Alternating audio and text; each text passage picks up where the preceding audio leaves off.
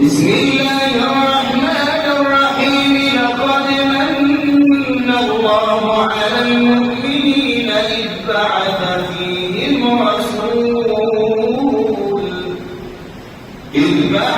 فيهم رسولا من أنفسهم يتلو عليهم آياته ويزكيهم ويعلمهم الكتاب والحكمة وإن كانوا من قبل لفي ضلال مبين.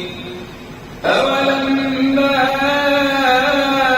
أصابتكم مصيبة قد أصبتم مثليها قلتم أنى هذا قل هو من عند أنفسكم إن الله على كل شيء قدير.